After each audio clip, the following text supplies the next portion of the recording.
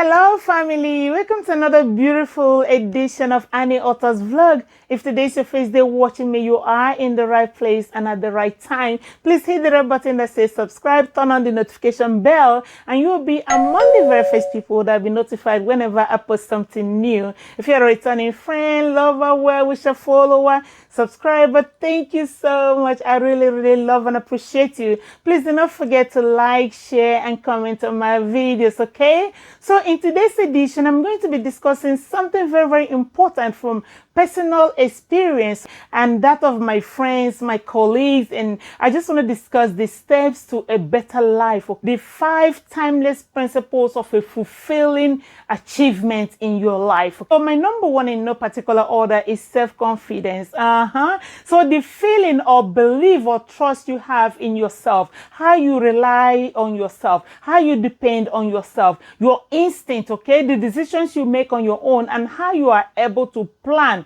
execute, and depend on your own abilities, okay? So again, it is the state of feeling certain about the truth about yourself that gives you self-assurance. So this creates the ability to solve your own problems, the ability to stand up for yourself, and the ability to defend yourself in a very calm, positive way. So in other words, confidence makes you to be assertive sometimes, but not rude though. Okay, so because there is a thin line between being rude, being self-confident, and also being arrogant and disrespectful. There is a thin line. So we have to make sure we don't cross this line. So in other words, self-confidence makes you to stand up for yourself and have that respect for your value. So Hebrews 10:35 said that, so do not throw away your confidence. It will be richly rewarded. So in other words, the Bible supports confidence. So you have to have it because at the end of the day, it will be richly and greatly rewarded. Okay. My number 2 point is identity. So identity is how you know yourself. Who are you? It distinguishes your character and personality from other individuals. So knowing yourself is very important. Some people face identity crisis. They don't know where they belong.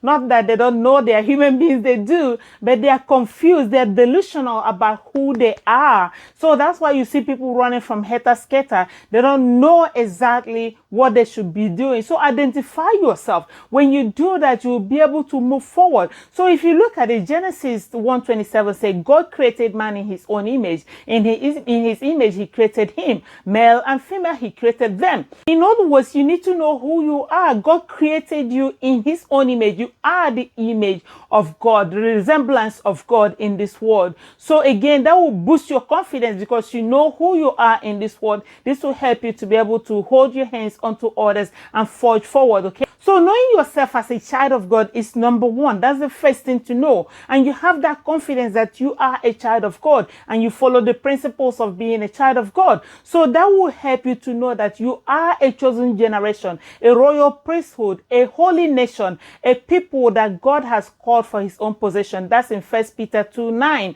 So again, this will help you to be able to forge forward.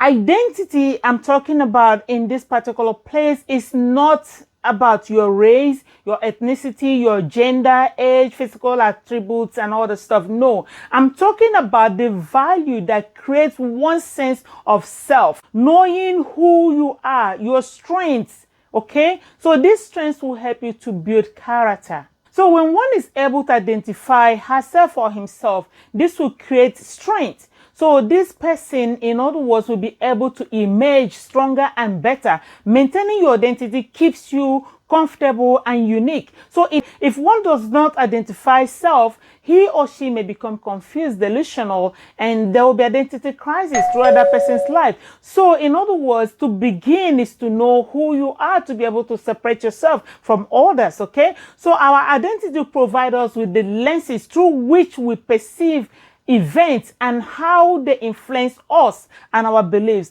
and how we react to or respond to things that happens around us, events. So identity, in other words, directs our values, our vital roles, judgments, and bias, okay?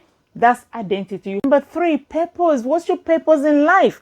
So purpose will lead you to destination. This destination is a place where you are going to, self-actualization, creativity. So purpose, in other words, is connected to your goal. That's bigger than yourself. So sometimes your passion in life will lead you right into your purpose. So purpose simply means the reason why you exist in this world, why God created you in this world. So purpose intentionally guides you to life decisions, influences of your behavior, okay? So purpose shapes you to your goals, okay? It offers you signs of direction and creates meaning into your life. So purpose will drive you to recognizing your own gift in this world and how you are going to use it to contribute to your family, your community, and the world as a whole. So how do you find your purpose in life? You can do that by education, craftsmanship, developing a growth mindset, creating personal vision statements for your life, and practicing gratitude. Turn your pain into purpose, as well as relating to people that inspire you, people who can be a mentor to you, people who have made it in life, okay? So you try to relate to them in a very respectful, reliable way. Don't attach yourself to people who talk down on you, people who have no value for you, people who don't regard you as human, okay? Because that's going to hurt your self-esteem and your self-confidence.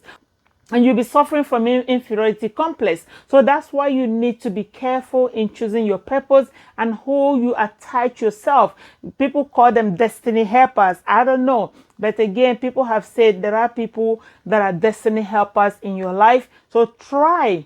And when that happens, be careful and be grateful and use that opportunity very, very wisely. After you have found your purpose, you have identified your purpose, now you go to direction. How do I get to my purpose in life? That's another thing.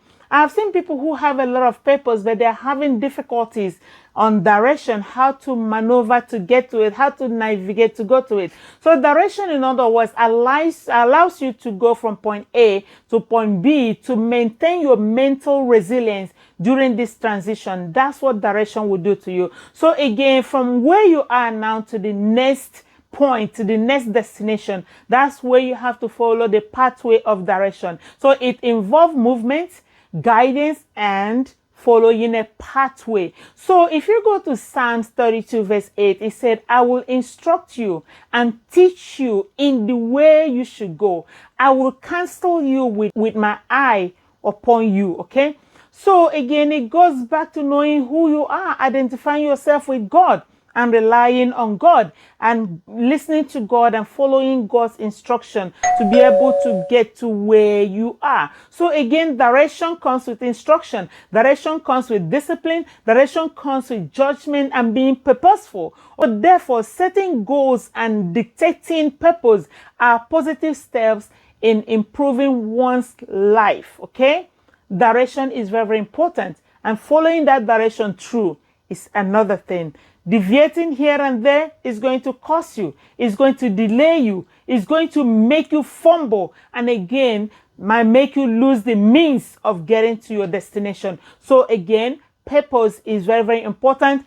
Direction to that your purpose is as important as possible. So make sure that you are distinct in following step by step. So my number 5 is discipline. So discipline will control you. Discipline will control you, okay? So in other words, the practice of training to obey rules or code of behavior or conduct, that's discipline. Again, you have to exercise self-control when you're under this discipline. So going from point A to point B, you have to actualize discipline. So discipline is painful. It's not a bed of roses. Sometimes I stay here all night studying, researching, okay? That's discipline because sometimes I'm sleepy, but I have to push forward. I have to persevere. I have to put it my best of best because I have a purpose. I have a place I'm going to, and studying is my direction to get into it. Then discipline, I have to apply it to be able to get to it.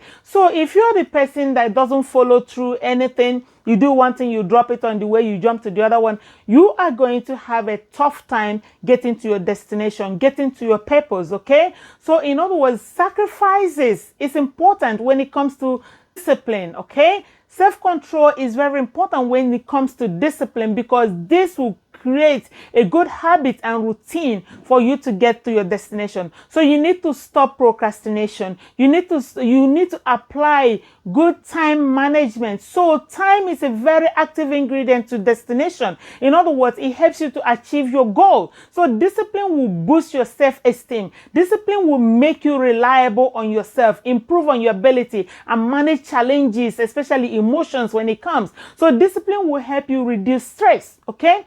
So with discipline, you have to, in other words, have a timetable of things you need to be doing. Time to pray, time to eat, time to cook, time to shop, time to go to church, time to do this and that and study, time to go to work. You have to be purposeful, time to be online, okay? Some people are just online anytime they want. They can wake up in the middle of the night. They are there saying, testing people, going to Messenger. How was your night? Blah, blah, blah. Good morning, ma. Good morning. I don't need all those things. It doesn't make any sense to me. Are you asking me about my night? What do you got to do with my night? Be useful to yourself. Stop wasting your data. You can use that data to be creative online. Make some skits, ask some questions, do things that can fetch you something into your boss, okay? So again, you have to discipline yourself, especially when you have to beg for that data. Why are you useless in it? That's lack of discipline. Even when the universities are on strike, what other things have you been doing? Can you do internship? Can you volunteer to be somewhere and be useful to yourself? Volunteering will put it on your resume, okay? You call it CV. So volunteering in this and that, you can put it on your resume instead of just laying down and looking for people to deceive or to defraud.